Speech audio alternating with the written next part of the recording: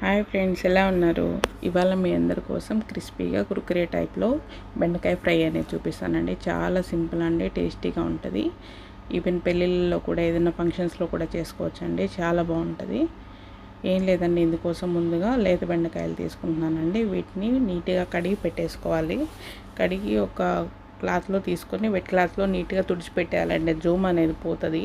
తర్వాత ఇలా వీడియోలో చూపించినట్టు విత్తనాలతో సహా వేసేసుకోవాలి. పొడుగు పొడుగ్గా కట్ చేసుకోవాలండి.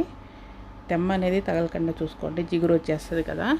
ఇందులోనే మనకి కొంచెం జీలకర్ర పొడి, అలాగే రుచికి సరిపడినంత కారం, ధనియాల పొడి, కొంచెం గరం మసాలా కూడా యాడ్ చేస్తున్నానండి.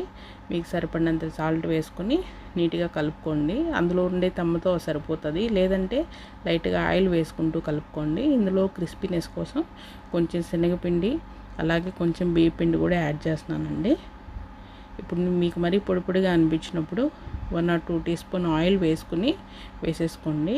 కొంచెం కావాలి అనుకున్నప్పుడు టేస్ట్ కోసం నిమ్మకాయ కూడా యాడ్ చేసుకోవచ్చు. ఇది వచ్చి ఆప్షనల్ అండి, మీ టేస్ట్ని బట్టి యాడ్ చేసుకోవచ్చు. చూడండి, నేను ఆయిల్ వేస్తున్నాను. నీళ్ళు వేస్తే మనకి జిగటగా వచ్చేస్తుంది కదా, జొమ్ అయిపోతుంది.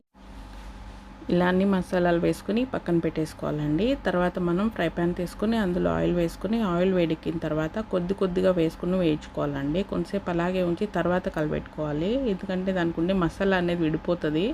ఈవెన్ అలా చేసినా కూడా చూడండి విడిపోయింది. ఇవన్నీ వేగేసిన తర్వాత మనం ఒక ప్లేట్లోకి తీసేసుకోవాలండి. తర్వాత ఇంకొక ఫ్రై ప్యాన్ పెట్టుకుంటున్నాను. అందులో మనకి వేరుశనగ పప్పులు, అలాగే కొంచెం కరివేపాకు కూడా వేసి దూరగా వేయించేసుకుంటున్నానండి. వేగిన తర్వాత ఈ బెండి దాంట్లో వేసేసుకొని నీట్గా సర్వ్ చేసేసుకోవడమే. ఈవినింగ్ స్నాక్స్ టైం కానీ, లేకుంటే ఏదైనా రైస్ లేకైనా కానీ చాలా బాగుంటాయండి.